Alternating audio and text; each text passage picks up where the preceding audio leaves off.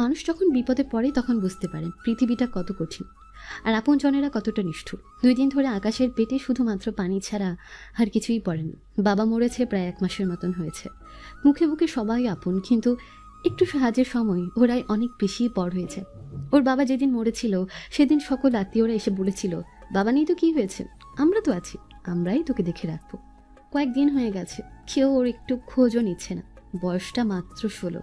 নিষ্ঠুর এই দুনিয়ার কোনো নিয়ম কানুন এখনো জানা হয়নি ওর। ঘরের এক কোনায় বসে মাথা নিচু করে চোখের পানি ফেলেছে ও। আকাশ, বাড়িতে আছিস? বাড়ির বাইরে এসে একজন আকাশকে ডেকে ওঠে। লোকটার নাম লিটন, প্রতিবেশী বড় ভাই। উনি বাড়ির ভেতর থেকে আকাশের কোনো সারা শব্দ না পেয়ে উপরে উঠে দরজাতে ধাক্কা দিতে ওটা খুলে যায়। রুমের ভেতরটা অনেকটাই অন্ধকার। আকাশ জানলা দরজা বন্ধ করে রুমের ভেতর বসে আছে। লিটন রুমের এক কোনায় আকাশকে চুপচাপ ভাবে বসে থাকতে দেখে অনেকটা ভয় পেয়েছে। অনেকটা কাঁপা কাঁপা গলায় বলে ওঠে, আকাশ ভাই আমার, তুই ঠিক আছিস তো? আকাশ মাথা তুলে লিটনের দিকে তাকায়। আকাশের চেহারাটার দিকে ওর চোখ পড়তেই লিটনের ভেতরটা কেমন আতঙ্কে ওঠে। চোখ মুখের কি অবস্থা করেছ। হঠাৎ আকাশ বলে ওঠে, ভাইয়া কিছু খেতে দিবে আমায়? খুব ক্ষুধা লেগেছে আমার, জানো 2 দিন ধরে আমি পানি ছাড়া আর কিছু খাইনি। আকাশের এমন কথা শুনে লিটনের অনেকটা খারাপ লাগে। আকাশকেও ছোটবেলা থেকেই চেনে, যে ছেলে নিজের খাবার সবার সাথে শেয়ার করে খেত, আজ কিনা সে এভাবে খেতে চাইছে, এটা ভাবতে লিটনের চোখ ভরে এলো। ও সেখানে আর দাঁড়ালো না, ছুটে চলে গেল দোকানের দিকে। কিছু সময় কিছু খাবার হাতে আকাশের কাছে আসলো। ওগুলো আকাশকে দিতেই ও অনেকটা তাড়াহুড়ো করে খাবারগুলো খেতে থাকে, যেন কতদিন ধরে কিছুই খায়নি ও। আহ বেচারা, এই আস্তে খা, গলায় বেঁধে যাবে তো। এগুলো সব তোর জন্য। কিন্তু কে শোনে কার কথা? গ্রামের লোকেরা কথায় কথায় একটা কথাই বলে, সব মহাজন শুনে কিন্তু পেট মহাজন শুনে না। খাওয়া শেষ হলে আকাশ একটু শান্ত হয়। আকাশকে শান্ত দেখে লিটন বলে, তোর চাচা চাচি ওরা কোথায়? শুনেছিলাম ওরা না কি বলেছিল ওরা এখানে তোর সাথে থাকবে। আকাশ লিটন ভাইয়ার দিকে তাকিয়ে বলে, বলছিল তো থাকবে, আমার খেয়াল রাখবে, তার জন্য এই বাড়িটা আগে ওদের নামে লিখে দিতে হবে। কথাটা বলার সময় আকাশের চোখ দুটো আবার ভরে এলো। সত্যি বলতে সময় মানুষকে মানুষ চিনিয়ে দেয়। বিপদে পড়লে তাদের আসল রূপ দেখা যায়। ছি, মানুষ এতটা নীচ হতে পারে কি করে? এমন পরিস্থিতিতে নিজের স্বার্থের কথা ভাবছে ওরা, ভাবতেই ঘৃণা হচ্ছে। আকাশ মাথা নিচু করে চোখের পানি ফেলছে। বাবার স্মৃতি বলতে এই ছোট বাড়িটাই আছে ওর কাছে। জন্মের 2 বছর পরে মাকে হারিয়েছে। মা যে কেমন হয় সেটা বুঝার অভিজ্ঞতা কখনোই হয়নি ওর। বাবা পেশায় একজন অটো চালক ছিল, সেটাও ভাড়ার। অনেকটা বলা যায় দিন আসে দিনে খায়। আকাশের তখন স্কুলে ক্লাস চলছিল, তার মাঝে সেখানে ওর চাচা কবিরুল তালুকদার চলে আসে আর ওকে স্কুল থেকে নিয়ে বাড়িতে আসে। কিন্তু আজ ওদের বাড়ির পরিবেশটা একটু অন্যরকম ছিল। বাড়ির সামনে অনেক লোকজন দাঁড়ানো, ভেতর থেকে কান্নার আওয়াজ, যেটার মানে আকাশ তখন বুঝতে না পারলেও এটা বুঝতে পারছিল যে ওর হার্টবিটটা বেড়ে চলেছে। বারান্দাতে একজনকে সোজাভাবে শুয়ে রাখা হয়েছে। আকাশ সেখানে আসতেই ওর চাচি তবুরা বেগম ওর কাছে এসে জড়িয়ে ধরে কান্না করতে থাকে। একজন গিয়ে শুয়ে থাকা লোকটার মুখের উপর থাকা কাপড়টা একটু উঁচু করে। লোকটার চেহারা দেখতে আকাশের চোখ বড় বড় হয়ে যায়। এখন তাহলে কি করবে? এই দুনিয়াতে বাপ মা ছাড়া যে বেঁচে থাকাটা অনেক কঠিন। তাছাড়া তুই এখনো ছোট, দুনিয়ার কোন নিয়ম নীতি এখনো জানিস না। এইখানে টিকে থাকার জন্য প্রতিদিন লড়াই করতে হয়। দুবেলা দুমুঠো ভাত খাওয়ার জন্য একে অন্যের সাথে প্রতিযোগিতা করতে হয়। এটা স্বার্থপর দুনিয়া। এখানে বুক ভর্তি ভালোবাসার থেকে পকেট ভর্তি টাকার মূল্য অনেক বেশি। আকাশ মাথা তুলে লিটন ভাইয়ার দিকে তাকায়। ও জানে না ওর এখন কি করা উচিত। দূর মসজিদ থেকে মাগরিবের আজান ভেসে আসছে। লিটন আকাশের দিকে তাকিয়ে বলে, এখন উঠে পড়, এতটুকুতেই হার মানিস না। এটা জীবন যুদ্ধ, এখানে দুঃখের পরে সুখ আসে। তাই ভবিষ্যতের কথা ভাব, নিজেকে শক্ত কর। আর একটা কথা সবসময় মনে রাখবি, তুই ছেলে, আর ছেলেরা কখনো কাঁদে না। লিটন আকাশের চোখের পানি মুছিয়ে দিয়ে এই কথাটা বলে। 1 সপ্তাহ হয়ে গেছে, আকাশ ডিপ্রেশন থেকে কিছুটা হলেও বেরিয়ে এসেছে। কয়েকদিন লিটন ভাইয়া ওর অনেক খেয়াল রেখেছে। উনি পেশায় একজন রাজমিস্ত্রি, 3 চুক্তিতে কাজ করে। কিন্তু আকাশের খেয়াল রাখার জন্য উনি কাজেও যেতে পারছে না। যেখানে নিজের আপনজনেরা ওর খেয়াল রাখছে না, সেখানে লিটন ভাইয়ার মতো প্রতিবেশী ওর এত খেয়াল রাখছে। ভাবতে আকাশের খারাপ লাগে। অনেকটা রাগ জমে আছে চাচা চাচির উপর। লিটন ভাইয়া, লিটন একটা গাছের নিচে বসেও রাজমিস্ত্রির যন্ত্রপাতিগুলো পরিষ্কার করছিল। তখন আকাশ ওনার কাছে আসে। কিছু বলবি? আমাকে একটা ছোটোমাটো কাজ জোগাড় করে দাও না। আকাশের মুখে এমন কথা শুনে লিটন একটু অবাক হয়, চোখ ছোট ছোট করে তাকিয়ে বলে, তুই কাজ করবি? এভাবে আর কতদিন তোমার ঘাড়ে বোঝা হয়ে থাকবো বলো? যেখানে আপনজনেরা আমাকে দূরে ছুঁড়ে ফেলে দিয়েছে, সেখানে তুমি আমার আপন কেউ না হয়েও আমাকে এতটা কাছে টেনে নিয়েছো। এর জন্য আমি সারা জীবন তোমার কাছে কৃতজ্ঞ হয়ে থাকবো। তুমি আমার অনেক কিছু করেছো। প্লিজ ভাইয়া, লাস্টবারের মতো একটু সাহায্য করো, আমাকে একটা কাজ জোগাড় করে দাও প্লিজ। লিটন আকাশের দিকে তাকিয়ে আছে, আজ যেন ও এক নতুন আকাশকে দেখছে, একদম অপরিচিত। কয়েকদিন আগেও যে ছেলেটার মুখে দিয়ে কোনো কথাই তেমন বের হতো না, আজ সে কিনা একসাথে এত কিছু বলে গেল। পরের দিন লিটন কাজে যাওয়ার সময় আকাশকেও সাথে নিয়ে নিল। গতকাল লিটন প্রথমে কাজ করতে মানা করলেও আকাশের আকুতি মিনতির কাছে ও হার মানে। তবে লিটন একটা শর্ত জুড়ে দেয়, ওকে পড়াশোনাটা চালিয়ে যেতে হবে। যারা লেখাপড়া জানে না একমাত্র তারাই এটার মর্ম বুঝে। আকাশি কাজে নতুন, তাই ওর বেতন ঠিক হয় দিন 300 টাকা করে, যেটা এখন আকাশের জন্য 3000-এর সমান। এভাবে সময় কাটতে থাকে। আকাশ প্রতিদিন লিটনের সাথে কাজে যায়। আস্তে আস্তে লিটন আকাশকে ওর মিস্ত্রির কাজটা একটু একটু শিখাতে থাকে। কথাই আছে, সময় আর স্রোত কারোর জন্যই অপেক্ষা করে না। সেদিনের সে কান্না করা ছেলেটা আর অনেক শক্ত হয়ে গেছে। ওদিনের পর থেকে কখনো ওর চোখ থেকে এক ফোঁটা পানিও পড়েনি। আকাশ একদিন কাজ শেষে বাড়ি ফিরে দেখে ওর বাড়ির সকল জিনিসপত্র বাইরে ছড়ানো ছিটানো, যেটা দেখে আকাশ অনেকটা অবাক হয়। আকাশকে আসতে দেখে ওর চাচি তবুরা বেগম ওর কাছে এসে বলে, শুনলাম তুই কাজ শুরু করেছিস, দেখে ভালোই লাগলো। ছেলে খুব বড় হয়ে গেছে। তুই সবাইকে বলছিস আমরা খারাপ, জোর করে তোর কাছ থেকে এই বাড়িটা কেড়ে নিতে চাইছি। আকাশ ওর চাচির দিকে তাকায় আর মনে মনে বলতে থাকে, এরাই নাকি আমার আপনজন। একবারও জিজ্ঞেস করলো না আমি কেমন আছি, কেমন করে আছি, কি খাচ্ছি। কি এখন চুপ করে আছিস কেন? শুনেছি মুখে তোর বুলি ফুটেছে, তাহলে চুপ করে আছিস কেন বল? ভুল কি বলেছি আমি চাচি? তুমি তো বলেছিলে বাড়িটা তোমার নামে লিখে দিতে, না হলে আমাকে একা রেখে তোমরা চলে যাবে। এখানে মিথ্যা কিছু তো দেখছি না আমি।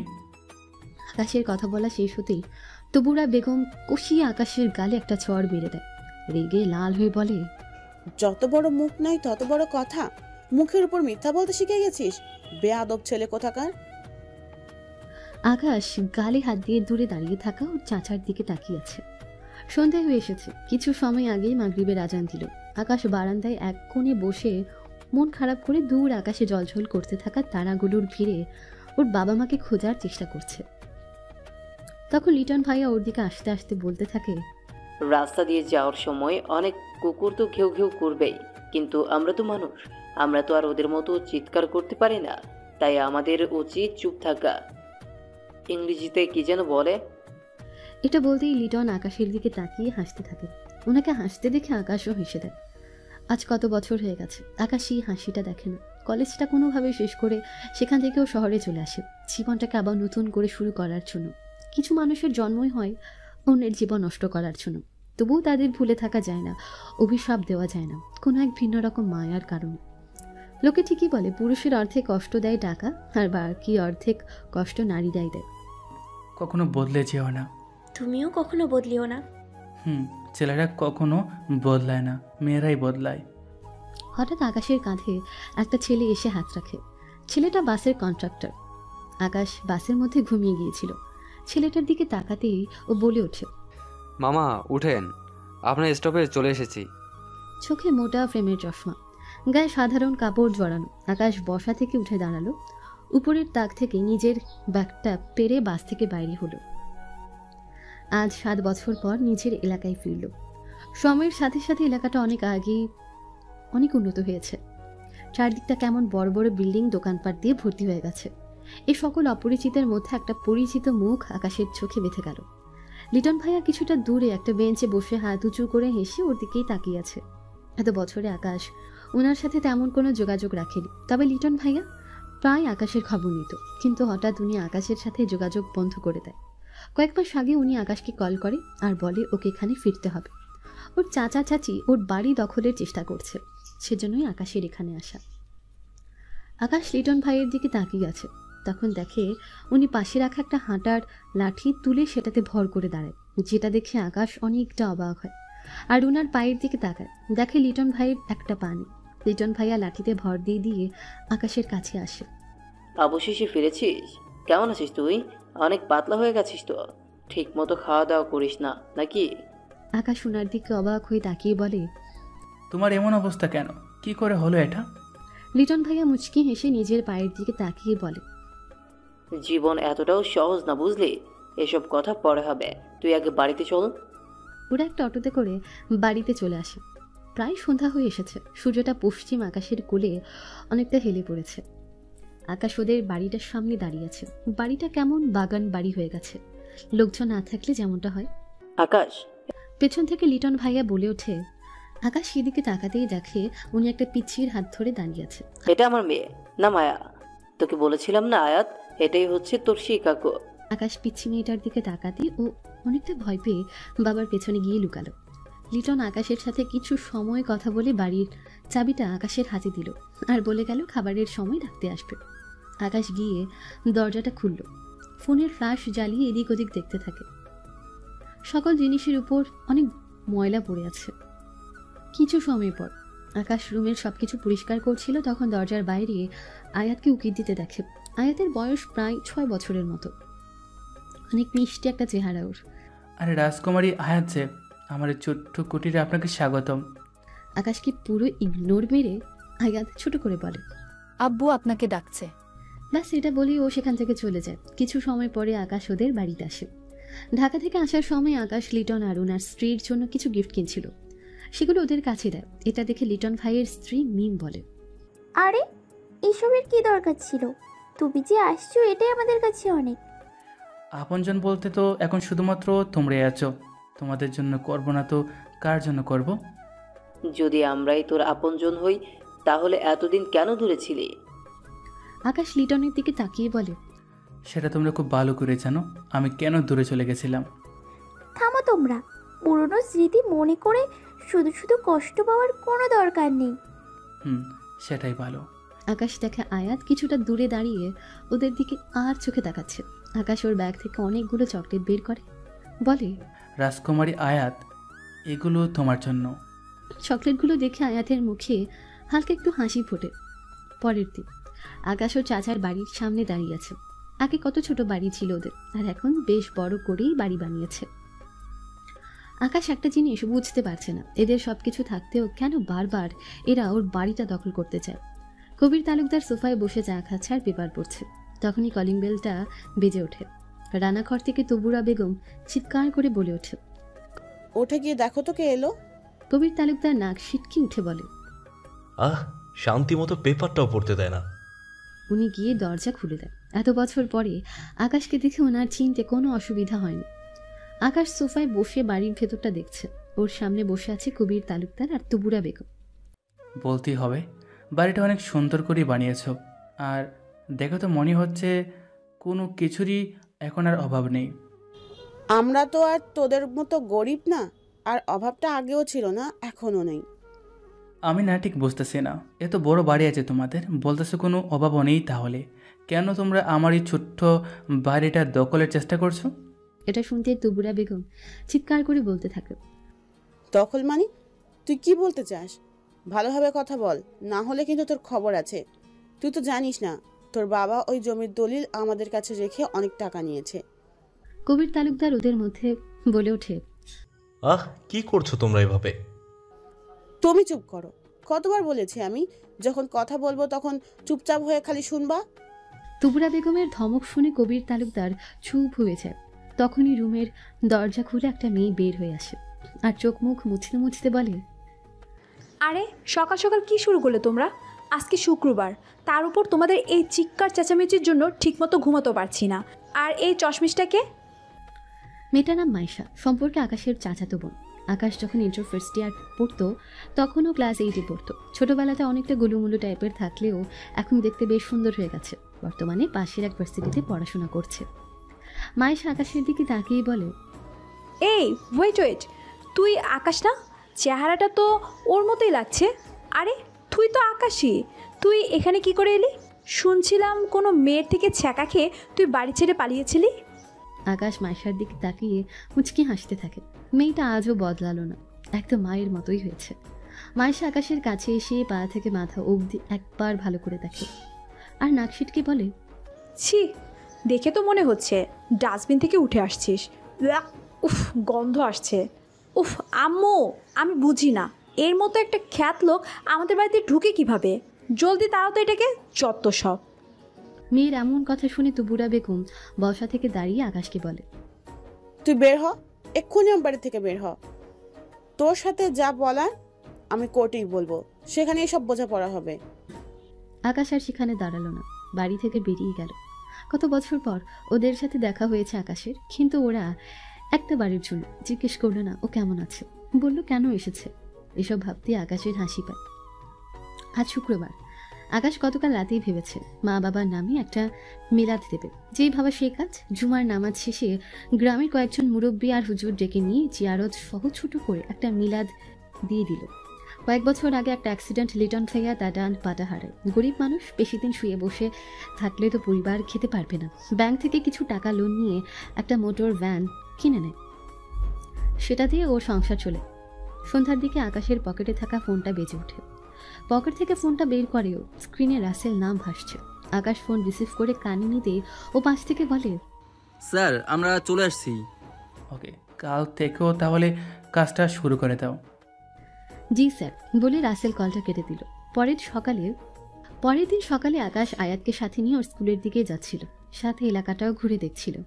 শহীদ তিতুমির কলেজটা বাইরে থেকে দেখতে যতটা সুন্দর, ভেতর থেকে তার চেয়েও বেশি সুন্দর। আকাশের চাচাতো বোন মাইশাও এখানেই পড়ে। এক সময় আকাশও এখানে পড়েছে। কলেজটা দেখতেই আকাশের অনেক পুরনো স্মৃতি মনে পড়ে যায়। একটা মেয়ের সাথে বসে কথা বলা, হাতে হাত রেখে সময় কাটানো, এরপরে ধোকা, তারপর ছেড়ে চলে যাওয়া, সব যেন আকাশের চোখের সামনে ভাসতে থাকে। কাকু এভাবে দাঁড়িয়ে পড়লে কেন? আয়াতের কথায় আকাশের হুঁশ ফেরে। আকাশ ওর দিকে তাকিয়ে বলে, কলেজটা খুব সুন্দর তাই না? দেখো একদিন আমিও এখানে পড়বো। আয়াত এখন নার্সারিতে পড়ে, তবে শুনলে কেউ বলবে না ও ছোট। বড়দের মতো করে কথা বলে। আকাশ ওকে স্কুলে দিয়ে পকেট থেকে ফোনটা বের করে। হোয়াটসঅ্যাপ গ্রুপে মেসেজ চেক করতে করতে রাস্তা দিয়ে হাঁটছিল। হঠাৎই ওর পিঠে কিছু একটা এসে গুঁতো খায়। মাইশার আজকে ইনকোর্স পরীক্ষা, কিন্তু কি লিখবে কিছুই জানে না, কিছুই পড়েনি। পরীক্ষা বাকি 30 মিনিট। তার রাস্তা দিয়ে হাঁটছে আর পড়ছে। হঠাৎ কিছু একটা সাথে ধাক্কা খেয়ে ও নিচে পড়ে যায়, আর পড়ে যাওয়াতে ওর হাতের কনুইটা অনেকটা ছিলে গেছে। আকাশের পিঠে কিছু একটা ধাক্কা খাওয়ায় ও পেছনে ফিরে তাকায়, দেখে ওর পেছনে গুঁতো খাওয়া লোকটা মাইশা নিচে। মাইশাও রেগে আকাশের দিকে তাকায়, আর দুজনে একসাথে বলে ওঠে, তুই? অনেকটা রেগে দাঁতে দাঁত চেপে মাইশা বলে, তুই ইচ্ছে করে আমার সাথে এমনটা করেছিস? চোখ নেই, রাস্তাঘাটে দেখতে পারিস না? যত সব কোথা থেকে যে আসে, দূর, সকাল সকাল মেজাজটাই খারাপ করে দিল। আকাশ বলে, এই শোন, ধাক্কা তুই দিয়েছিস পেছন থেকে এসে, আমি না। আমার কোনো শখ নেই সকাল সকাল তোর মতো ডাইনির সামনে গিয়ে দাঁড়ানোর। আর এই রাস্তাটা না তোর বাপের না, যে এখানে শুধুমাত্র তুই চলবি। তোর যদি এতই চোখ থাকে তাহলে তুই ধাক্কা খেলি কেন? পাশ কাটিয়ে চলে যেতি। মাইশা রেগে জোর গলায় বলে, আই, মুখ সামলে কথা বলে দিচ্ছি, একদম বাপ তুলবি না। আকাশ মাইশাকে ইগনোর মেরে সেখান থেকে চলে আসে, আর মাইশা সেখানে দাঁড়িয়ে দাঁড়িয়ে রাগে ফুঁসছে। সেখান থেকে আকাশ সোজা বাড়িতে চলে এলো, আর প্রায় 1 মাসের বাজার, যেমন চাল, ডাল, পেঁয়াজ, রসুন, তেল ইত্যাদি কিনে একটা ভ্যানে তুলে দিল। রিটন ভাইয়া কিছু সময় আগে বাড়ি ফিরেছে, বাইরে বসেছিল, তখনই উনি দেখে আকাশকে সেদিকে আসতে। পেছনে ভ্যান ভর্তি ফদাই পাতি। আকাশ সোজা ওর দিকেই আসছে। এটা দেখে ও একটু অবাক হয়। আকাশ ভ্যানওয়ালাকে লিটন ভাইয়ের বাড়িটা দেখিয়ে দিয়ে বলে ওখানে সব কিছু নামিয়ে দিতে। লিটন অনেকটা অবাক হয়ে খুঁড়িয়ে খুঁড়িয়ে আকাশকে কাছে আসে। এইসবের মানে কি আকাশ? আকাশ বলে, কি? এত বাজার তুই নিজের বাড়িতে না নিয়ে আমার বাড়িতে রাখছিস কেন? আকাশ মুচকি হেসে বলে, আরে আজকে বাজারে গেছিলাম, ভাবলাম কিছু কেনাকাটা করি তাই। তাহলে এসব আমার বাড়িতে কেন পাঠাচ্ছিস? আরে ভাইয়া, তোমার বাড়ি আর আমার বাড়ির মধ্যে পার্থক্য আছে নাকি? আর বাবির হাতের রান্না তো কি বলবো, অমৃত। ওটা রেখে আমি নিজে রান্না করব প্রশ্নই আসে না। তাছাড়া এখানে তো বেশি কিছু নেই। তুই কিন্তু এমনটা করে আমাকে ছোট করছিস।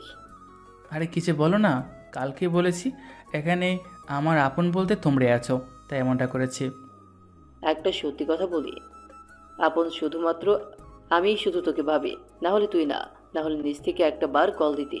যে মানুষটা সব সময় তোকে কল দিত, হঠাৎ সেই মানুষটা তোকে কল দেওয়া বন্ধ করে দিল। কেন দিল? তুই একবারও সেটার খোঁজ নিলে না।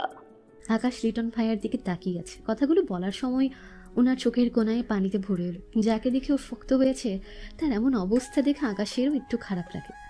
আমি জানি ভাইয়া, আমি অনেক বড় ভুল করে ফেলেছি। সত্যি বলতে আমি না ও বুঝছিলাম, ভাবতাম তোমার সাথে বেশি কথা বললে পুরনো সব কিছু কোনো দিন আমি বলতে পারবো না। কখনো ভাবিনি জীবনের করা ছোট্ট একটা ভুল বলতে গিয়ে আপনজনদের থেকে এতটা দূরে সরে যাবো। আমি তোমাকে কষ্ট দিয়েছি, এটা আমি খুব ভালো করেই জানি। কথা দিচ্ছি ভবিষ্যতে এমনটা আমি কখনই করব না। প্লিজ ভাইয়া, তুমি আমাকে মাফ করে দাও। আকাশ মাথা নিচু করে কথাগুলো বলে। কথা শেষ হতেই আকাশ খেয়াল করে লিটন ভাইয়া এসে ওকে বুকে জড়িয়ে ধরেছে। কিছুটা দূর থেকে মিম এসব দেখে মুচকি হেসে ওঠে। কিছু সময় পরে, এসব কিনতে কত টাকা খরচ করেছিস? আর একটা কথা, তুই ঢাকাতে কি চাকরি করিস সেটা তো বললি না? আকাশ লিটন ভাইয়ের দিকে তাকিয়ে থাকে কিছু সময়। আপাতত কলেজের প্রফেসর। সেদিন বিকেলে আকাশ এক উকিলের কাছে যায় ওর চাচা চাচি যে ওকে নোটিশ পাঠিয়েছে সেটার জন্য। আকাশ ওই উকিলের বাড়ির সোফাতে বসে আছে। বাড়িটা বেশ বড়। একজন উকিলের যে এত বড় বাড়ি হতে পারে আকাশ এখানে না আসলে জানতেই পারত না। উকিলটার নাম আমজাদ চৌধুরী। কিছু সময় পরে উনি আকাশের কাছে এলো। আপনি নিশ্চয়ই আকাশ? অনেক দেরি করে ফেললাম, সরি। আসলে একটা অনলাইন কনফারেন্সে ছিলাম। সমস্যা নেই স্যার, সরি বলতে হবে না। আকাশ ওর সকল কাগজ পাতি ওনাকে দেখায়। এর আগে ওনার সাথে কোলে সব কথা হয়ে গেছে। সব কাগজপাতি তো ঠিক আছে, তা আপনার প্রতিপক্ষের কাছে কি আপনার বাবার স্বাক্ষর বা কোনো টিপস হয় এমন কিছু আছে? আমার জানা মতে তো নেই। আকাশ কথা বলছিল, হঠাৎই ওর বুকের ভেতরটা কেমন ছ্যাদ করে উঠল। যে কষ্ট থেকে মুক্তি পেতে ও এত বছর দূরে থাকলো, যার চেহারা কখনো দেখবে না বলে পণ করেছিল, আজ কি না তার সাথেই দেখা হয়ে গেল। আমজাদ চৌধুরীর বাড়ির সিঁড়ি বেয়ে একটা মেয়ে নিচে নামছে। আকাশের নজর সেদিকে যেতেই ওর চোখ বড় বড় হয়ে গেল। যার জন্য একটা সময় ও পাগল ছিল, যাকে ও সব থেকে বেশি ভালোবাসত, সে মেয়েটাই আজ ওর সামনে এসে দাঁড়ালো। মেয়েটার নাম মায়া, মায়া চৌধুরী। মায়া অনেকটা সাজুগুজু করে সিঁড়ি বেয়ে নামছে। বাবা আমজাদের দিকে তাকিয়ে বলে, পাপা আমি একটু বের হচ্ছি। মায়া এটা বলে কয়েক পা এগোতে দাঁড়িয়ে যায়। ওর বাবার সামনে বসা ছেলেটার দিকে ভালো করে তাকায় আর অবাক হয়ে বলে, তুই?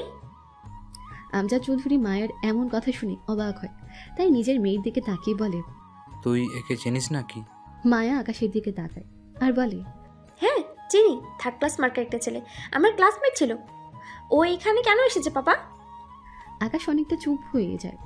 মাথা নিচু করে সে বসে আছে। অনেকটা অস্বস্তি লাগছে, তবে এখন আর আগের মতন খুব খারাপ লাগা বা কষ্ট হয় না। নিজের ভাগ্যকে অনেক আগেই মেনে নিয়েছে ও। আমজাদ চৌধুরী বলেন, ও তো একটা কেচের ব্যাপারে কথা বলতে এসেছে। কেন?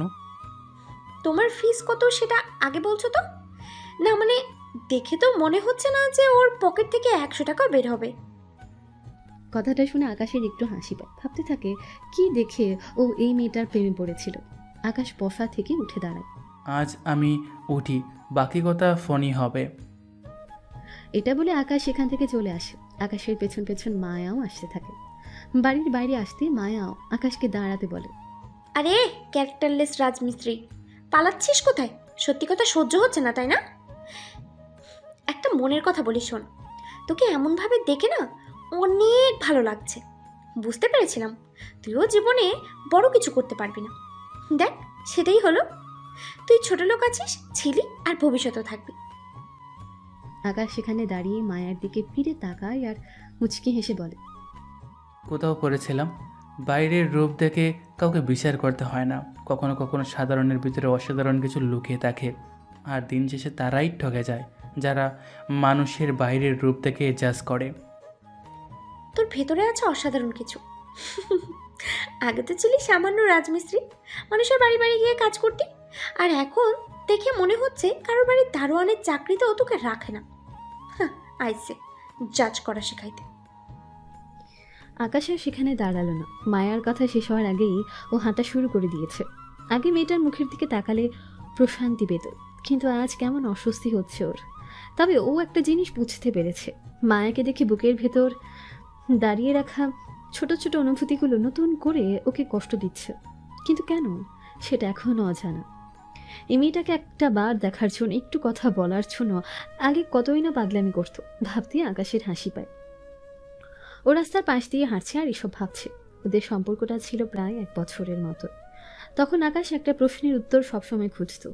ও যে বড়লোকের সুন্দরী একটা মেয়ে, ওর মতো গরিব ছেলের প্রেমে কি করে পড়ল?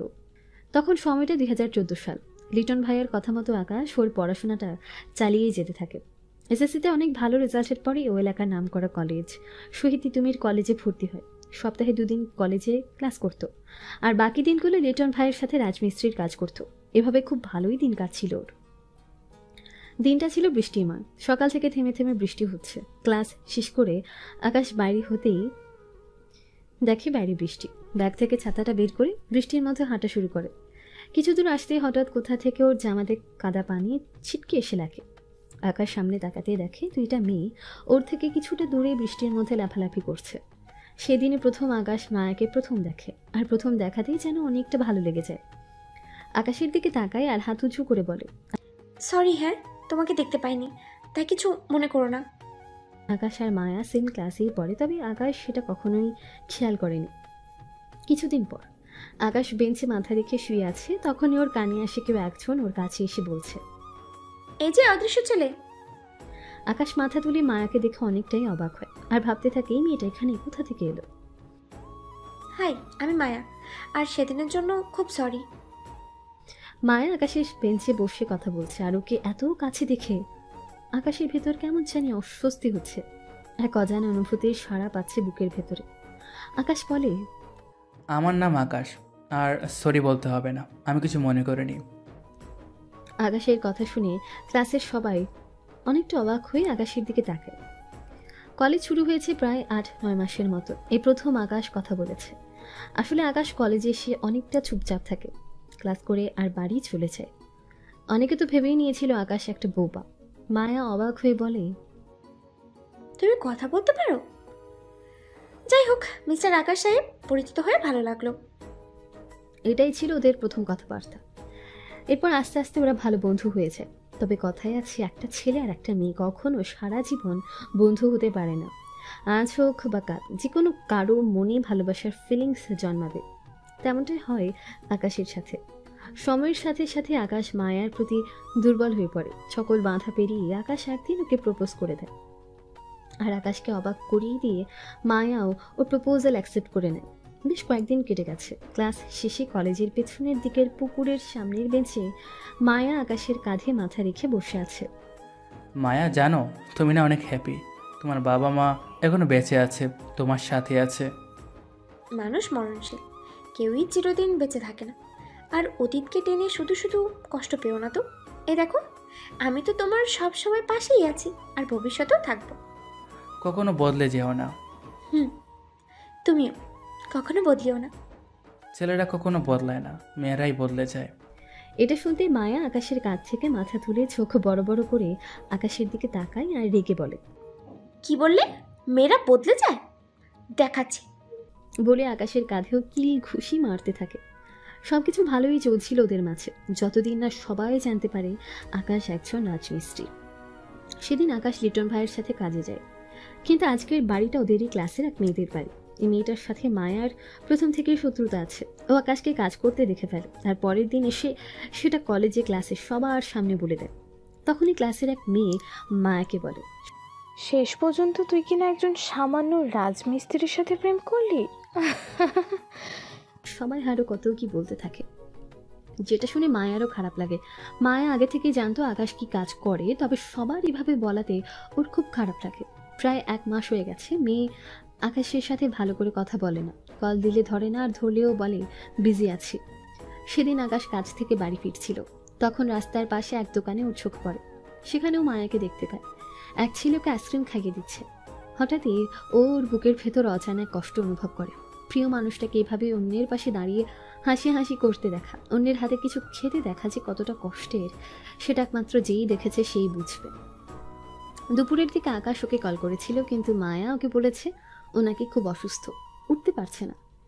একটা কথা কি জানেন, যখন আপনাকে কেউ ভালোবাসে, বিশেষ করে আমরা ছেলেরা যখন ভালোবাসি, আপনার পাশে যদি 100 বছর পুরনো কোনো কঙ্কাল এসে দাঁড়ায়, সেটা দেখে আমাদের ভেতরটা না ঝুলে পুড়ে ছারখার হয়ে যায়। আকাশ খোঁজ নিয়ে জানতে পারে মায়া কয়েক মাস ধরে ওই ছেলের সাথে সময় কাটাচ্ছে। সেটা আকাশকে পুরো নাড়িয়ে দেয়। কয়েকদিন ধরে কাজে যাচ্ছে না, ঠিক মতো খাচ্ছে না, ঘুমাচ্ছে না, এত যাচ্ছে তাই অবস্থা হয়ে গেছে আকাশের। কয়েকদিন পর সেই বিকেল থেকে আকাশ মায়ার জন্য ওদের বাড়ি থেকে কিছুটা দূরে মোড়ে দাঁড়িয়ে আছে। সন্ধ্যার দিকে আকাশ দেখে মায়া সে ছেলেটার মোটর সাইকেলের পেছনে বসে জড়িয়ে ধরে হাসতে হাসতে এদিকে আসছে। মোড় থেকে কিছুটা দূরে ছেলেটা মায়াকে নামিয়ে দিয়ে চলে যায়। মায়া হেসে ওই ছেলেটাকে টাটা জানাচ্ছে। কিছু সময় পরে সামনে তাকাতেই দেখে একজোড়া শক্ত চোখ ওর দিকে তাকিয়ে আছে। আকাশ মায়ার দিকে আস্তে আস্তে এগিয়ে গেল। বাহ, দেখে ভালোই লাগলো। তো কে ছেলেটা, নতুন প্রেমিক নাকি? মায়া একটু রেগে জোর গলায় বলে। আকাশ, মুখ সামলে কথা বলো, বলে দিলাম। কেন, সত্যিটাই তো বললাম। যে কেউ তোমাদের দেখলে বলে দিতে পারবে তোমাদের মধ্যে কি চলছে। কেমন দোষ করছিলাম আমি? কেন করলে আমার সাথে এমন? কেন আমার মনটাকে নিয়ে এভাবে খেলা করলে? খুব খারাপ লাগছে তাই না? আরেকটা কথা, নিজের গায়ে ময়লা রেখে অন্যকে অপরিষ্কার বলা, এটা বন্ধ করো। তুমি যে কোথা থেকে কোনো মেয়ের সাথে মুখ ভালো করেছো সব জানা আছে আমার। আর সব কিছু যখন এতই বোঝো, তাহলে চলে যাচ্ছ না কেন আমার জীবন থেকে? দেখো, তুমি আমার ভালো লাগা ছিলে, ভালোবাসো না? এই জন্য এটা যত তাড়াতাড়ি ভোলা যায় ততই মঙ্গল। তাছাড়া তোমার লেভেল কোথায় আর আমার লেভেল কোথায়, একটুও মিল নেই আমাদের মধ্যে। আকাশ মাইশার কথা শুনে অনেকটা অবাক হয়, সাথে রাগও হচ্ছে ওর। লেভেল নেই, মিল নেই? প্রেম করার আগে এসব মনে ছিল না? তুমি তো জানতে আমি কে, কি আমার পরিচয়। আর কি বললে আমি অন্য মেয়ের সাথে মুখ কালো করেছি? সবাইকে কি নিজের মতো মনে করো? মানুষ ঠিকই বলে মেয়েরা কখনো এক পুরুষে আসক্ত থাকতে পারে না। আজ সেটা নিজ চোখে দেখে নিলাম। মায়া আকাশের দিকে ভ্রু কুচকে তাকিয়ে অনেকটা বিরক্তি নিয়ে বলে, এই সামনে থেকে শর্ট। তোর মতো 2 টাকার রাজমিস্ত্রির সাথে কথা বলে ফাও সময় নষ্ট করার মতো ইচ্ছে আমার নেই। মায়া আকাশের কাঁধে ধাক্কা মেরে সেখান থেকে চলে গেল। বর্তমানে আকাশ রাস্তার বাঁশ দিয়ে হাঁটছে আর মায়াকে দেখে মনে পড়া পুরনো দিনের সব কথা ভোলার চেষ্টা করছে। তখনই ওর সামনে তাকাতেই দেখে ওর চাচা কবিরুল তালুকদার একটা লোকের সাথে কথা বলতে বলতে এদিকে আসছে। কবিরুল আকাশকে দেখে কিছু বলবে তার আগেই আকাশ সোনাকে পাশ কাটিয়ে সেখান থেকে চলে আসে। এতে কবিরুল অনেকটা কষ্ট পেয়ে আকাশের দিকে তাকিয়ে থাকে। সন্ধে হয়ে গেছে, ঝিঝি পোকার ডাকে মোমো করছে পুরো এলাকা। আকাশ একটা ফাঁকা মাঠের সামনে দাঁড়িয়ে আছে। কিছু সময় পরে কয়েকজন লোক ওর কাছে আসে আর আকাশের দিকে একটা ব্যাগ এগিয়ে দিয়ে বলে, যা যা বলেছিলেন এখানে সব আছে। আকাশ ব্যাগ হাতে নেয় আর সেটা খুলে ভেতর থেকে একটা গান বের করে। ভালো করে দেখে নেয়, ভেতরে আরও একটা ল্যাপটপ আর কয়েকটা কাপড় রয়েছে। আকাশ ব্যাগটা বন্ধ করে বলে, বি কেয়ারফুল। যে কাজে আমরা এখানে এসেছি সেটা সম্পর্কে কেউ যেন কিচ্ছু জানতে না পারে। ওকে, তাহলে আমরা কালকে থেকে শুরু করছি। আকাশ মাথা নাড়িয়ে হ্যাঁ বলে। পরের দিন শহীদ তিতুমির কলেজ। তোকে কি আনতে বলেছি আর তুই এটা কি আনছিস? কয়েকটা ছেলে একটা মোটা গোলুমোলু টাইপের ছেলেকে ঘিরে দাঁড়িয়ে আছে। ওর নাম রুবি। আর ওর সামনে চুল কালার করা ছাপড়ি টাইপের ছেলে যে ওকে ধমক দিয়ে কথা বলছে, ওর নাম মিলন। ওরা রবিকে সিগারেট কিনে আনতে পাঠিয়েছিল, কিন্তু ওর কাছে কম টাকা থাকায় সে সিগারেট আনতে পারেনি। সরি ভাই, আসলে আমার কাছে ততটা টাকা ছিল না, এজন্য। মিলন ওর পেটে গুঁতো মেরে বলে, সব টাকা তো এখানে, তাই না? রবি অনেকটা ভয় পাচ্ছে। এটা দেখি মিলনের সাথে থাকা ছেলেটা রবির দিকে তাকিয়ে বলে, হাতির মতো এমন একটা শরীর নিয়ে তুই ভয় পাচ্ছিস? বলে হো হো করে হেসে ওঠে। তখনই সেখানে নিলয় চলে আসে। নিলয় হচ্ছে কলেজের সিনিয়র ভাই, তাছাড়া এখানকার চেয়ারম্যানের একমাত্র ছেলে। নিলয়কে দেখে মিলনরা চুপ হয়েছে। কি হচ্ছে রে এখানে? মিলন নিলয়ের কাছে চলে আসে আর রবিকে দেখিয়ে দিয়ে বলে, ভাই দেখেন, এই ছেলেটা এখানে দাঁড়িয়ে সিগারেট খাচ্ছিল, আমরা এসে মানা করতেই আমাদের উল্টাপাল্টা বলছে। নিলয় রবির দিকে তাকায়, দেখেও ভয় একদম চুপসে গেছে। ও রবির দিকে শক্ত চোখে তাকিয়ে বলে, সিগারেট খাওয়ার হলে ক্যাম্পাসের বাইরে গিয়ে খাবি, কি বলেছি মনে থাকবে? রবি মাথা নাড়িয়ে হ্যাঁ বলে। নিলয় আর মায়েশা একই ক্লাসে পড়ে, বেস্ট ফ্রেন্ড ওরা। তবে নিলয় মায়েশাকে বেস্ট ফ্রেন্ডের থেকে একটু বেশি ভাবে। ও ক্লাসে আসে দেখে মায়েশা বেঞ্চে মাথা লাগিয়ে শুয়ে আছে আর ওর পাশে বসে দুটো মেয়ে গল্প করছে। ওরা হচ্ছে নিলয় আর আরোহী।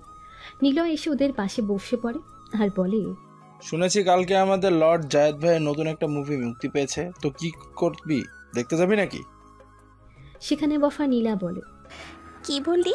আমার ক্রাশের নতুন মুভি, তাহলে তো দেখতেই হবে। তখন আরোহী বলে, শুনেছি এই মুভিতে নাকি উনি অনেকগুলো ডিগবাজি দিয়েছে।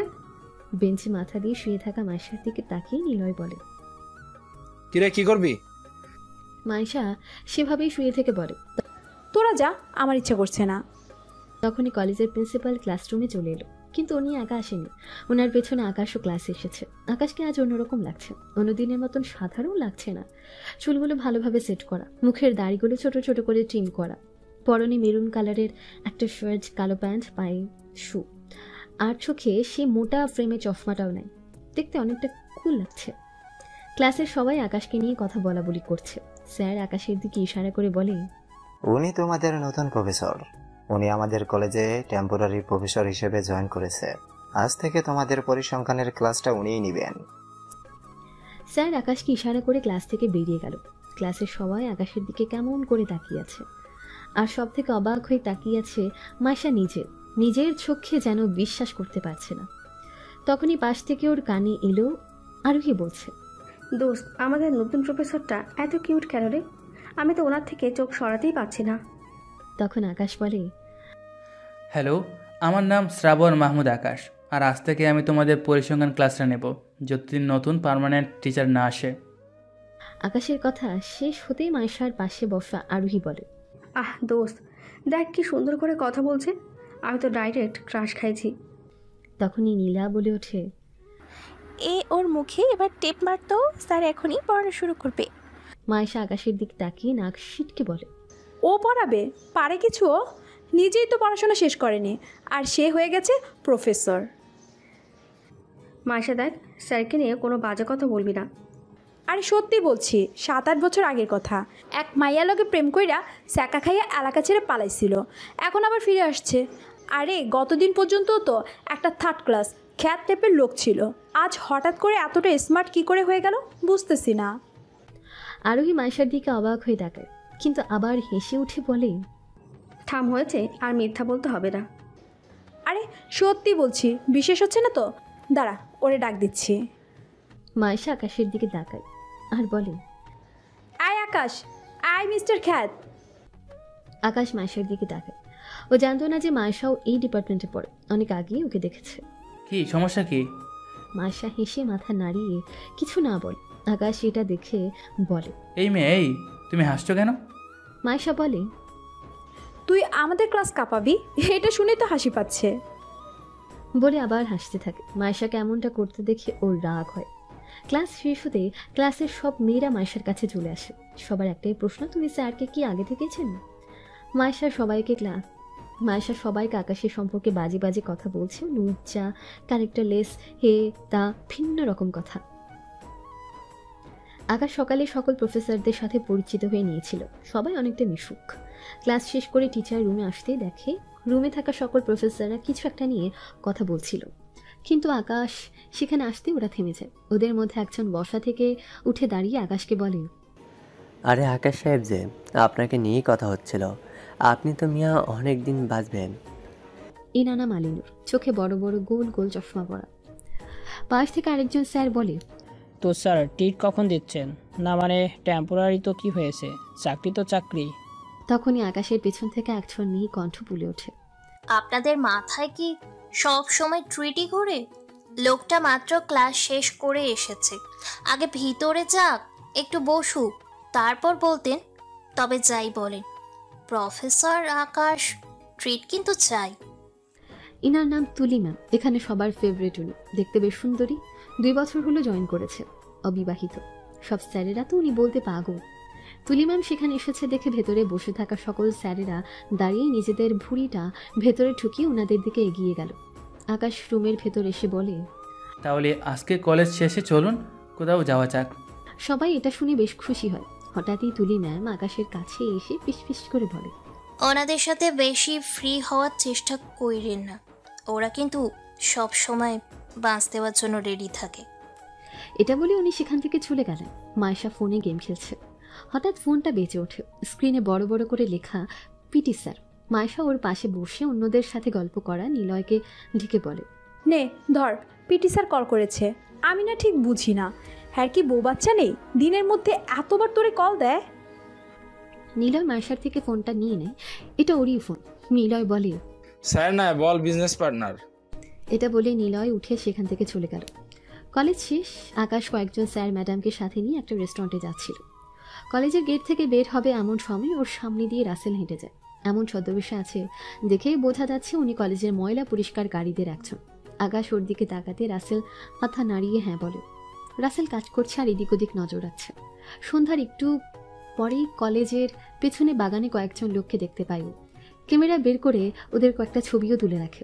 আয়াত আকাশের রুমে খাটের উপর বসে বসে পড়ছে আর আকাশ চেয়ারের উপর বসে ল্যাপটপে রাসেলের পাঠানো ছবিগুলো দেখছে আর কিছু একটা ভাবছে।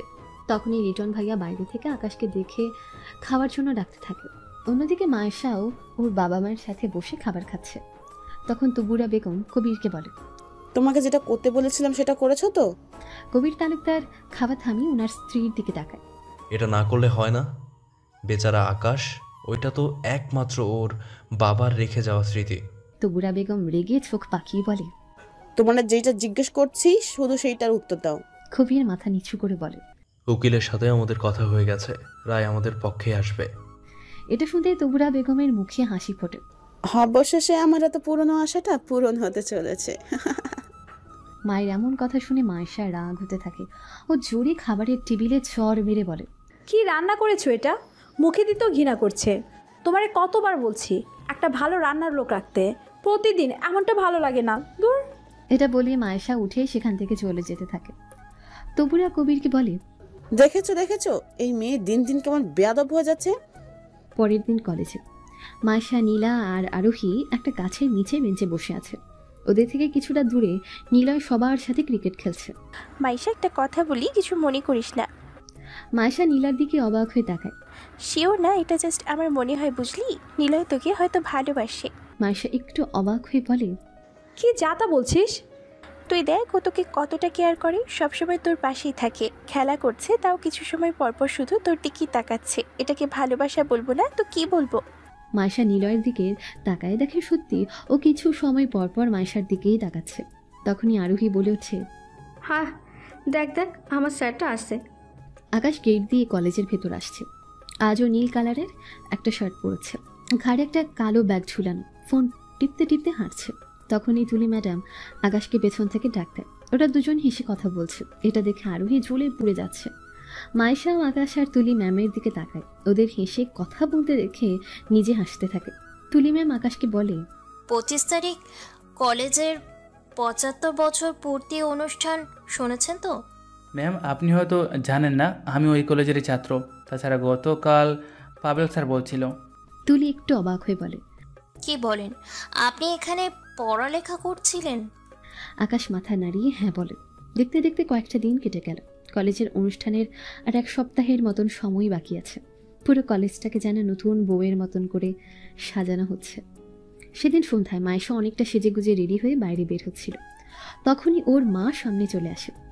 মনে থাকে যেন রাত 9টা পর্যন্ত টাইম, এর বেশি দেরি হলে তোর কপালে শনি আছে। আজ নিলয়ের বার্থডে, সবাই মিলে তাই সেটাকে সেলিব্রেট করতে চায়। এই জন্য এই সময় মায়েশার বাইরে যাওয়া। এখানকার সব থেকে বড় রেস্টুরেন্ট পার্টির আয়োজন করা হয়েছে। কিছু সময়ের মধ্যে ও সেখানে পৌঁছে গেল। মায়েশা সেখানে আসতে নিলয় গিয়ে ওর হাত ধরে, যেটাতে মায়েশার কেমন অস্বস্তি হতে থাকে। মায়েশা ওর হাতটা ছাড়িয়ে নিয়ে ওর জন্য আনা গিফটটা ওকে দিয়ে বলে, হ্যাপি বার্থডে দোস্ত। নিলয় সেটা নিয়ে বলে, আরে এটার আবার কি দরকার ছিল? তুই যে এসেছিস এটাই তো আমার জন্য অনেক। বাই দ্য ওয়ে, আজ কিন্তু তোর জন্য একটা সারপ্রাইজ আছে। মায়েশা অনেকটা অবাক হয়ে বলে, কিসের সারপ্রাইজ? সেটা সময় হলেই দেখতে পাবি। ঘড়িতে সময় প্রায় 10:30। কোনো একটা শব্দ শুনে লিটন ভাইয়ার ঘুম ভেঙে যায়। শোয়া থেকে উঠে লাঠি ভর দিয়ে বাইরে আসতেই কালো হুডি পরা কেউ একজনকে দেখতে পায়। লিটন ভাইয়া ঝুড়ে ডেকে ওঠে, কে ওখানে? ভাইয়া আমি। লিটন কণ্ঠটা শুনেই চিনতে পারে। ও আকাশ, তাই এই সময় বাইরে কেন তুই? ঘুম আসছে না তাই একটু হাঁটাহাঁটি করছি। তুমি যাও ঘুমিয়ে পড়ো। লিটন বলে, হ্যাঁ তুইও ঘুমিয়ে পড়, রাত তো অনেক হয়ে গেছে। নিলয় কেক কাটছে। কেটে সবার আগে ওর পাশে দাঁড়িয়ে থাকা মায়েশার মুখের কাছে ধরে। এটা দেখে সেখানে থাকা সবাই চিৎকার করে ওঠে। যেটাতে মায়েশার আরও অস্বস্তি হতে থাকে। সবার দিকে তাকিয়ে কোনো মতে একটু কেক গালে নিতে সবাই আবার চিৎকার করে ওঠে। নিলয় মায়েশার 2 হাত ধরে আর ওর চোখের দিকে তাকিয়ে বলে, মাইশা, তোর সাথে আমার পরিচয় সেই ইন্টার ফার্স্ট ইয়ার থেকে, যেটা প্রায় 6 বছরের মতো। লাইফে আমি অনেক মেয়ের সাথে কথা বলেছি, কিন্তু মনের প্রশান্তিটা শুধুমাত্র তোর কাছেই পেয়েছি। তোকে যেদিন আমি প্রথম দেখেছিলাম সেদিনই আমি তোর প্রেমে পড়ে গেছিলাম, কিন্তু বলতে পারিনি। ভয় ছিল যদি রিজেক্ট করে দিস, যদি বন্ধুত্বটা শেষ করে দিস। তবে একদিন না একদিন তো তোকে আমার এই মনের কথাটা বলতেই হতো। মাইশা, আমি তোকে খুব ভালোবাসি রে। তোকে ছাড়া আমি কিছু কল্পনা করতে পারি না। তুই আমার এমন এক অভ্যাস যেটা ছাড়া আমি বাঁচতে পারবো না। নিলয় এটুকু বলে মায়েশার দিকে তাকায়, দেখেও মাথা নিচু করে দাঁড়িয়ে আছে। তখনই মায়েশার কাছে আরোহী আর নীলা চলে আসে। নীলা বলে, কি ভাবছিস এত? এবার তোর বোনের কথাটা বলে দে না। আরোহী বলে, এত ভাবার কিছু নেই তো। আমরা জানি তুইও নিলয়কে মনে মনে পছন্দ করিস, তাহলে এত ভাবার কি আছে? মায়েশা নীলয়ের দিকে তাকায়। সরি নিলয়, আমি তোকে কখনো ওই চোখে দেখিনি। এটা শুনতে সেখানে থাকা সবাই অবাক হয়েছে। নীলা আরোহী যেন ওর কথা শুনে হাঁ হয়ে গেছে। নিলয়ের মুখটা কেমন কালো হয়ে আসে। তোদের কখনো বলা হয়নি আমি একজনকে খুব ভালোবাসি। সেই ছোটবেলা থেকে আমার একটা স্বপ্ন একদিন তার বউ হওয়া। তবে পরিস্থিতি আর সময় কখনো আমার পক্ষে কথা বলেনি। সময়ের সাথে সাথে আমার অনেক দূরে চলে গেছি, তবে ওর প্রতি আমার এই ভালোবাসাটা কখনো কমেনি, আর হয়তো বা কমবেও না। তাই সরি, তোর প্রপোজটা আমি অ্যাকসেপ্ট করতে পারলাম না। মায়েশা রাস্তা দিয়ে একা একা হাঁটছে। শেষ কথাটা বলার পর ও ওখানে আর এক মুহূর্তও দাঁড়ায়নি। সামনের রোডটা অনেক অন্ধকার। মায়েশার অনেকটা ভয় করছে সেখান দিয়ে যেতে। সামনে পেছনে তাকিয়ে দেখে কেউ আসছে কিনা। কিছু সময় দাঁড়ানোর পরে ও একাই হাঁটতে থাকে। চারিপাশটা কেমন ঘুটঘুটে অন্ধকার। কিছু দূর পর পর একটা করে ল্যাম্পপোস্ট। মায়েশা দেখে কিছুটা দূরে ল্যাম্পপোস্টের নিচে 2টা ছেলে দাঁড়িয়ে আছে, যেটা দেখে ও রাস্তার অনুপাশ দিয়ে জলদি হেঁটে চলে যেতে থাকে। কিন্তু ছেলেগুলো সেটা হতে দেয় না। ওকে একা দেখতে পেয়ে ওরা ওর দিকে এগিয়ে আসে। এই যে ম্যাডাম, এত রাতে কোথা থেকে আসছেন? অন্য ছেলেটা মায়েশার চারিপাশে ঘুরতে ঘুরতে বলে, এই আপনার ব্যাগে কি আছে দেখি। বলে ব্যাগটাতে হাত দিতে মায়েশা একটু ভয় পেয়ে পিছিয়ে যায় আর বলে, আপনার কারা? চুপ, ভালোভাবে বলছি, ব্যাগটা দিয়ে দেন, না হলে কিন্তু।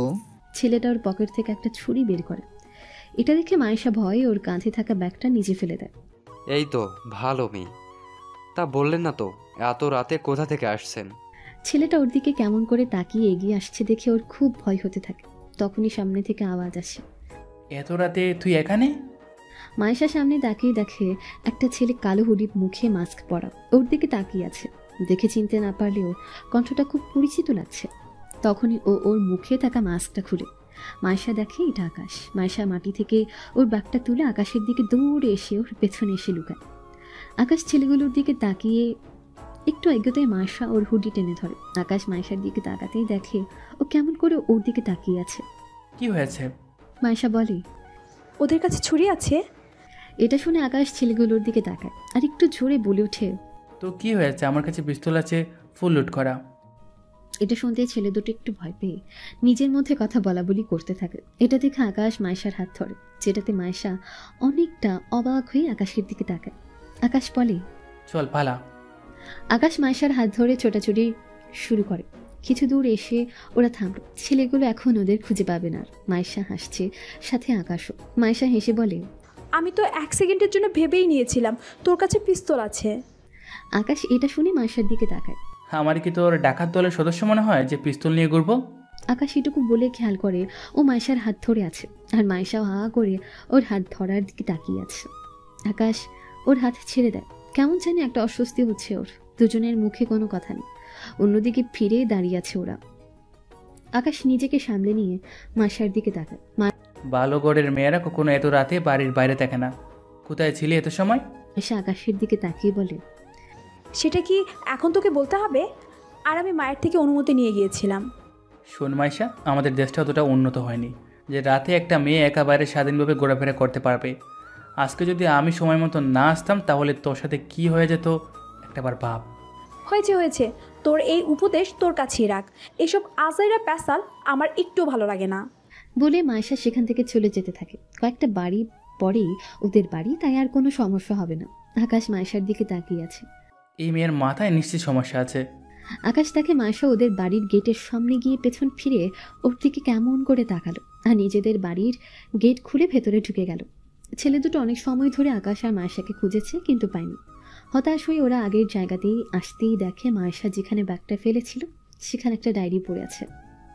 ছেলে দুটো মাটিতে থেকে সেটা তুলে মেলাতে যাবে, তখনই পেছন থেকে আকাশ বলে ওঠে, হেই বয়েস, ডিড ইউ মিস মি? ছেলেগুলো ঘুরে আকাশের দিকে তাকায়। আকাশকে ফিরে আসতে দেখে ওরা বলে, আরে আরে, শিকার নিজেই আবার শিকারীর কাছে ফিরে এসেছে। সচরাচর এমনটা তো দেখাই যায় না। আকাশ ওদের কথা শুনে হাসতে থাকে। তখন রাসেল সহ বাকি কয়েকজন সেখানে চলে আসে, এসে ওদের ঘিরে ধরে। ছেলে দুটো একটু ভয় পেয়ে সবার দিকে তাকাতে থাকে। আকাশ ওদের দিকে আসতে আসতে বলে, আরে শিকারি নিজেই তো এবার শিকার হয়ে গেল, বেচারা। আকাশ ওদের কাছ থেকে ডায়েরিটা নিয়ে নেয় আর রাসেলকে বলে, এদেরকে নিয়ে যা, জানার চেষ্টা কর কিছু জানে কিনা। রাসেল ওদের দুজনকে নিয়ে সেখান থেকে চলে গেল। আকাশ সেখানে দাঁড়িয়ে ওদের থেকে নেওয়া ডায়েরিটা দেখতে থাকে। অনেক পুরনো ডায়েরি, এটা এখানে উপরে 2014 সাল লেখা। আকাশ অনেকটা কৌতূহল নিয়ে প্রথম পেজ খুলে। প্রথম পেজেই বড় বড় করে লেখা না বলা কথা, আর নিচে মায়েশার নাম। আকাশ আর কিছু দেখে না, ডায়েরিটা নিয়ে বাড়িতে চলে আসে। হাতে থাকা ডায়েরিটা টেবিলের উপর রাখতে সেটার ভেতর থেকে একটা ছবির কিছুটা অংশ বেরিয়ে আসে। হঠাৎ আকাশের চোখ সেদিকেই পড়তে ওটা ওর অনেকটা পরিচিত পরিচিত লাগে। ও বিছানায় বসে ডায়েরিটা হাতে নেয়, ভেতরে ছবিটা বের করতেই দেখে এটা ওর ছবি। ছবিটাতে আকাশ মায়েশার হাত ধরে গেছে। ছবিটা অনেক বছর আগের, তখন আকাশ ক্লাস 9-এ পড়ে আর মায়েশা তখন ক্লাস 5-এ। সেদিন মায়েশার জন্মদিন ছিল। ডায়েরির অন্য সব পাতা উল্টাতে আকাশ এমন অনেক কিছু দেখতে পায় যেগুলো আকাশ ওকে দিয়েছিল। এসব দেখে আকাশ অনেকটা অবাক হয় আর অনেকটা কৌতূহল নিয়ে ডায়েরিটা খুলে প্রথম থেকে পড়তে থাকে। তোমার কি একটু অনুভব হয় না যে আমি তোমার সাথে একটু কথা বলার জন্য কতটা অপেক্ষা করে থাকি? মায়ের কত বকা শোনার পরেও আজকে শাড়ি পরেছিলাম, কিন্তু তুমি আমার দিকে ভালো করে তাকালেও না। আচ্ছা, তুমি কি বোঝো না আমি তোমাকে কতটা পছন্দ করি? আকাশ লেখাটার শেষে ওর নাম দেখে অনেকটা অবাক হয়। আকাশ যত ডায়েরিটা পড়তে থাকে তত অবাক হতে থাকে। আকাশের মায়েশার বয়সের গ্যাপটা প্রায় 4 বছরের। ছোটবেলাতে আকাশের বাবা মায়েশাকে বৌমা বৌমা বলে ডাকত। এটা শুনে ছোট্ট মায়েশা মুখ ভেঙচিয়ে বলতো, তোমার ওই মেন্টাল ছেলে আমি বিয়ে করব না। ছোটবেলা থেকে আকাশ অনেকটা চঞ্চল প্রকৃতির ছিল। সেদিন মায়েশা খুব কান্না করছিল, বাইরে বৃষ্টি হচ্ছে খুব। মায়েশা ওর বিড়ালটাকে সেই দুপুরের পর থেকে খুঁজে পাচ্ছে না, আর এখন প্রায় সন্ধ্যা হয়ে এসেছে। ঈশার আজানের কিছুটা সময় আগে ওদের দরজাতে কেউ এসে টোকা দেয়। কবির উঠে দরজা খুলতেই দেখে আকাশ দাঁড়িয়ে আছে বাইরে, শীতে কাঁপছে, আর ওর গেঞ্জির নিচে মায়েশার হারিয়ে যাওয়া বিড়ালটা। বিড়ালটাকে দেখতে পেয়ে মায়েশা ছুটে চলে আসে আকাশের কাছে আর ওকে হাতে নিয়ে অনেক আদর করতে থাকে। তখনই কাঁপা কাঁপা গলায় আকাশ ওকে বলে, এবার খুশি তো? মায়েশা মাথা নাড়িয়ে হ্যাঁ বলে। আকাশের প্রতি ভালো লাগাটা ওর শুরু হয় এখান থেকে। সময়ের সাথে সাথে ওর আকাশের প্রতি ভালো লাগাটা বাড়তে থাকে। বাবা মারা যাবার পর আকাশ খুব একা হয়ে পড়েছিল। মায়েশা চাইলেও ওদের বাড়িতে আসতে পারছিল না। মায়ের উপর রাগ হচ্ছিল ওর খুব। কয়েকদিন পর মায়ের কারাগার থেকে ছাড়া পেতে মায়েশা আকাশকে দেখতে চলে আসে। দেখে লিটন ভাইয়ের সাথে বসে সকালের খাবার খাচ্ছে, যেটা দেখে ওর একটু ভালো লাগে। আকাশ যখন কাজ করে বাড়ি ফিরত তখন মায়েশা ওকে দেখতে আসতো, কথা বলতো, কিন্তু আকাশ ওর চাচা চাচির উপর রেগে থাকার জন্য ওর সাথে তেমন ভালো করে কথাই বলতো না। এতে ওর খুব খারাপ লাগতো। আকাশ ভাই শোনো না আমার কথাটা, একবার শোনো। মায়েশা আকাশের পেছন পেছন হাঁটছে আর এটা বলছে, দেখ মাইশা, আমি তোদের কারোর সাথে কথা বলতে চাই না আমি তোদের মতো স্বার্থপর লোকদের সাথে কোনো সম্পর্ক রাখতে। তাই ভালোভাবে বলছি, তুই চলে যা। আকাশের কথাই সেদিন মায়েশা খুব কষ্ট পেয়েছিল। সে তো কিছুই করেনি, যা করেছে ওর মা বাবা। তাহলে ওর সাথে কেন এমনটা হচ্ছে? সেদিন আকাশের এসএসসি পরীক্ষার রেজাল্ট বের হয়েছিল। আকাশ ভালো রেজাল্ট করেছে এটা শুনে মায়েশা খুব খুশি হয়েছিল। স্কুল থেকে সোজা সেদিন আকাশের বাড়িতে চলে আসে। সন্ধ্যা পর্যন্ত আকাশের বাড়ির সামনে দাঁড়িয়েছিল ও, কিন্তু ওর দেখা পায়নি। মায়েশা স্কুল থেকে বাড়ি ফিরছিল, তখনই ও দেখে কিছুটা দূরে আকাশ একটা মেয়ের হাত ধরে হাঁটছে, যেটা দেখতে ওর পুরো পৃথিবীটা থমকে যায়। ও যেন নিজের চোখকে বিশ্বাস করতে পারছে না, যাকে ও এত বছর ধরে ভালোবাসত তাকে আজ অন্য কারো হাতে হাত রেখে ঘুরতে দেখছে। ও ভেতরটা যেন জ্বলে পুড়ে একাকার হয়ে যাচ্ছে ওর। নিজের অজান্তে কখন যে ওর চোখ পানিতে ভরে এলো ও নিজেই জানে না। রাত হয়ে গেছে, মায়েশা পড়ার টেবিলে চুপচাপ হয়ে বসে আছে। বারবার আকাশ আর ওই মেয়েটার হাত ধরে থাকাটা মাথায় ভাসছে। কেন জানি রাগ হতে থাকে আকাশের উপর। মায়েশা যতবার ওদের এত সাথে দেখেছে, বিরক্তি আর রাগটা ততই বেড়েছে। এভাবে বেশ কয়েকদিন চলে যায়। মায়েশা ওর বান্ধবীদের সাথে কোচিং থেকে ফিরছিল, তখন ও মায়াকে দেখতে পায় অন্য একটা ছেলের সাথে ঘষা ঘষি করে হাঁটছে। মায়েশা হঠাৎ দাঁড়াতে ওর বান্ধবী বলে, কি রে দাঁড়িয়ে পড়লি কেন? চল। তুই যা, আমি একটু পরে আসছি। মায়ার সাথে থাকা ছেলেটা দোকানের ভেতর গেছে আর ও বাইরে দাঁড়ানো। মায়েশা মায়ার কাছে গিয়ে বলে, ডাবল টাইমিং, একদিকে আকাশ আর অন্যদিকে। মায়া একটু অবাক হয়ে বলে, কে তুমি? আর আকাশকে চিনলে কি করে? আমাকে চিনে তোমার কোনো লাভ নেই, তবে যেটা করেছো এটা ঠিক না। প্রথমত আমার থেকে আমার আকাশকে কেড়ে নিলে, আর এখন নতুন একটা ছেলের সাথে। ছি। তোমার আকাশ মানে? আমার আকাশ মানে আমার আকাশ।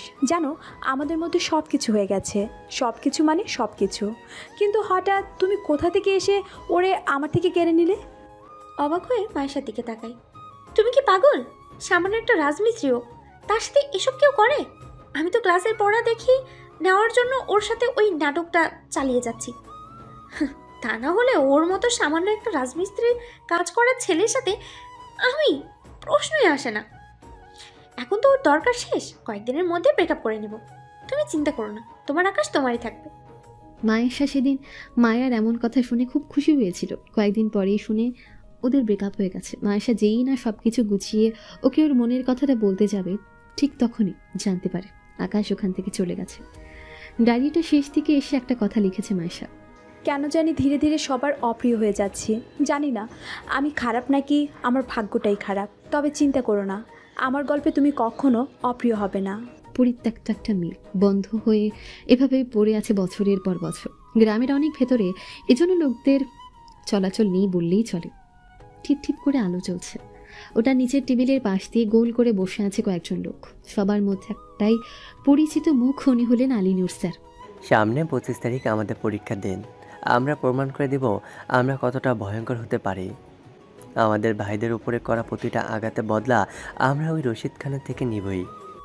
এটা শুনতে সামনে বসা সবার মাথায় রাগ উঠে যায়, আর রাগে ওরা চিৎকার করতে থাকে। রশিদ খান এখানকার বর্তমান এমপি, সাথে আইনমন্ত্রী। আজ ওনার জন্য এখানে থাকা বড় একটা সন্ত্রাসী গোষ্ঠী জেলখানাতে, তাদেরই একজন হচ্ছে এই আলিনুর। পরের দিন মায়েশা প্রতিদিনের মতন আজকেও কলেজে যাচ্ছিল। তখনই হঠাৎ আকাশ এসে ওর সামনে দাঁড়ায়। আকাশকে এখানে দেখে মায়েশা প্রথমে অনেকটা অবাক হয়েছে, পরে নিজেকে সামনে নিয়ে বলে, তুই এখানে? আকাশও ডায়েরিটা উঁচু করে ধরে। এটা কি মায়েশা? মায়েশাও ডায়েরিটা আকাশের কাছে দেখতে ছো মেরে সেটা কেড়ে নেয়। এটা তোর কাছে কি করে গেল? গতকাল রাতে পুরো রুম খুঁজেও ও এটা পায়নি। চিন্তায় সারা রাত ঘুম হয়নি ওর। আকাশ আর মায়েশা সামনাসামনি দাঁড়িয়ে আছে। আকাশ বারবার জিজ্ঞেস করছে ডায়েরিতে সব লেখার মানে কি। কি জানিস তুই আমার সম্পর্কে? ঝড়ের রাতে বৃষ্টির মধ্যে একটা ছোট ছেলে আমার কান্না থামানোর জন্য বিড়াল খুঁজে এনেছিল। আমি না সেদিন ওর দিকে শুধু অবাক চোখে তাকিয়েছিলাম। সেদিন শুধু আমাদের বাড়িতে বিড়ালটা আসেনি, আমার জীবনেও কেউ এসেছিল। এরপর না আমি আর আমার ছিলাম না, যেও সেখানে আমি না ওর ছায়া হয়ে গিয়েছিলাম। আস্তে আস্তে যখন বড় হলাম তখন বুঝতে পারলাম এই পাগলামিকেই ভালোবাসা বলে। ও না আমার জীবনের সব থেকে মূল্যবান কিছু হয়ে গিয়েছিল, আর আমি ওর কেউ না। কিন্তু এসবের পরও আমি খুশি ছিলাম। ও অন্য একটা মেয়ের প্রেমে পড়ে। নিজের জীবনের সব থেকে দামি জিনিসটা অন্যের হয়ে যেতে দেখেছি আমি। মায়েশা আকাশের দিকে তাকায়, ওর চোখ বেয়ে পানি পড়ছে। তুই হয়তো ডায়েরিটা পড়ে সব কিছু জেনেছিস। আমি গিয়েছিলাম ওই মেয়েটার কাছে মিথ্যে বলে তোদের সম্পর্কটা ভাঙতে, কিন্তু গিয়ে দেখি ওই মেয়েটা নিজেই তোর সাথে সম্পর্ক রাখতে চায় না। আমি না সেদিন খুব খুশি হয়েছিলাম জানিস। ভেবেছিলাম পরীক্ষার পর তোকে আমার মনের কথাটা বলবো, তার আগে তুই চলে গেলি। এটুকু বলে মায়েশা আর সেখানে দাঁড়ালো না, ওখান থেকে হেঁটে চলে আসে। আকাশ মায়েশার যাওয়ার দিকে তাকিয়ে আছে। কলেজে মায়েশা মাথা নিচু করে বসে আছে। নীলা আর আরোহী বারবার কাল রাতের বলা কথার মানে জিজ্ঞেস করছে। ছেলেটা কে, নাম কি তার, সেটাই জানতে চাচ্ছে। তখনই ক্লাসে আকাশ এলো। ও আসতে সবাই উঠে দাঁড়িয়ে ওকে সম্মান জানায়, শুধুমাত্র মায়েশা বাদে। আকাশ পড়ানোর ফাঁকে ফাঁকে মায়েশার দিকে তাকাচ্ছে, কিন্তু ও এক মনে বাইরের দিকে তাকিয়ে আছে। ক্লাস থেকে বের হয়ে আকাশের পকেটে থাকা ফোনটা বেজে ওঠে। ফোন বের করে দেখে রাসেল ওকে কল করেছে। শুনছি। ফোনের ওপাশ থেকে রাসেল বলে, স্যার আপনার ধারণাটাই ঠিক, ওরা এমনটাই প্ল্যান করছে। আর এই কলেজের কয়েকজন সেটার সাথে জড়িত। শুনেছি ওদের গ্রুপে একটা মেয়েও আছে। আকাশ কলটা কেটে দেয় আর অবাক ভাবতে থাকে মেয়েরা কি কাউকে মারতে পারে। তখনই আকাশের চোখ পড়ে ক্লাসের ভেতরে মায়েশার দিকে। রেগে বোম হয়ে নীলাকে বলছে, আরেকবার জিজ্ঞাসা করে দেখ, সত্যি বলছি মেরে একেবারে বালি চাপা দিয়ে দিব তোকে। এটা শুনতেই আকাশ বলে, অবশ্যই মারতে পারে। আরে আকাশ সাহেব এখানে দাঁড়িয়ে কেন? পেছন থেকে তুলি ম্যাম এসে হেসে আকাশকে এটা বলল। বাড়ি থেকে কল এসেছিল তাই। আকাশের কণ্ঠ কানে আসতেই মায়েশা জানলা দিয়ে বাইরে তাকায়। আর দেখে আকাশ আর তুলি ম্যাম পাশাপাশি হেঁটে চলে যাচ্ছে। সেটা দেখে মায়েশা কেন জানি খারাপ লাগে। প্রত্যেক মানুষ তার জীবনে কোনো না কোনো যুদ্ধ ঠিকই করে, কিন্তু যখন যুদ্ধটা তার নিজেকে নিয়ে, তখন হয়তো সে হেরে যায়। না হলে সে এমন কোথাও নিজেকে প্রতিষ্ঠিত করে যেটা ওকে নিয়ে কেউ কল্পনাও করেনি। কলেজের অনুষ্ঠানের বাকি মাত্র একদিন। আলিনুর ও সকল লোকদের একটা করে অস্ত্র ধরিয়ে দিয়েছে, সাথে একটা ব্যাগ দিয়েছে, সেখানে বোমা সহ আরও কিছু জিনিস আছে। রাতে আকাশ একটা টং চায়ের দোকানে বসে চা খাচ্ছে, তখন রাসেলের ফোন আসে ওর কাছে। বল। স্যার, আমরা একজনকে পেয়েছি, অস্ত্র সহ। একটা লোককে চেয়ারের সাথে বেঁধে রাখা হয়েছে, মুখটা কালো কাপড় দিয়ে ঢাকা। আকাশ সেখানে আসে, চেয়ার নিয়ে লোকটার সামনে বসে পড়ে আর ইশারায় লোকটার মুখ থেকে কাপড়টা সরাতে বলে। রাসেল এসে কাপড় সরিয়ে দেয়। লোকটার চেহারা দেখতে আকাশ হেসে ওঠে। আরে শালা, এটা তো কলেজের প্রফেসর আলিনুর সাহেব। আলিনুর স্যার আকাশকে দেখে অনেকটাই অবাক হয়। মুখে টেপ মারা থাকায় কিছু বলতে পারছে না। আকাশ টেপ খুলতে উনি বলে, কে তুই? আমাকে এখানে ধরে আনার সাহস কি করে হয় তোদের? জানিস আমি কে? আকাশ বলে, কেন আপনি জানেন না আপনি কে? আলিনুর রেগে বলে, ভালোভাবে বলছি, আমায় ছেড়ে দে, না হলে কিন্তু একটু বাঁচতে পারবি না তোরা। আকাশ ওর কাছে থাকা পিস্তলটা বের করতে আলিনুর একটু অবাক হয় আর হাসতে হাসতে বলে, ভয় দেখাচ্ছিস আমাকে? আলিনুর কথা শেষ করতে আকাশ ওনার হাঁটুতে একটা গুলি করে দেয় আর উনি ব্যথায় চিৎকার করে ওঠে। কাজের কথা বল, কালকে তোদের কি প্ল্যান? আলিনুর কিছু বলে না। আকাশ ওর অন্য হাঁটুতে আরেকটা গুলি করে দেয়। তারপরেও ও নিজের মুখ খোলে না। একে একে ওর হাত পায়ের সব নখ তুলে ব্যথায় ছটফট করছে, তাও কিচ্ছু বলছে না, খালি হাসছে আর একটাই কথা বলে, আমি মরে গেলেও কালকে প্ল্যান চেঞ্জ হবে না। আকাশ রাসেলকে ডাকে আর জোরে জোরে বলে, যা ওর পরিবারের যে যে আছে সব কটাকে মেরে দিয়ে আয়। আর মনে রাখবি, সবাইকে এতটা কষ্ট দিবি যাতে ওরা মরার জন্য তোর কাছে ভিক্ষা চায়। এটা শুনে রক্তাক্ত আলিনুর একটু ঘাবড়ে যায়। দেখে রাসেল চলে যাচ্ছে, তখনও বলে, না, তোরা এমনটা করিস না, আমাকে মেরে ফেলো না, আমার পরিবারকে ছেড়ে দে, ওরা তো নির্দোষ। সে শোনে কার কথা? রাসেল যখন রুম থেকে বেরিয়ে যাবে তখন আলিনুর চিৎকার করে বলে ওঠে, আমি সব বলবো, সব বলছি। আজ কলেজের অনুষ্ঠান, অনেক বড় করে করা হচ্ছে এটা, আর কিছু সময়ের মধ্যে প্রধান অতিথি চলে আসবে। মায়েশা সহ ওর বান্ধবীরা আজকে শাড়ি পরেছে। সেদিনও আরোহী আর নীলাকে আকাশের ব্যাপারে সব বলে দিয়েছে, যেটা শুনে আরোহীরা সে কি কান্না, তবে অবশেষে বলেছে, যা স্যার রে তোরে দিয়ে দিলাম। মায়েশা মুখ সিটকে বলে, দরকার নেই।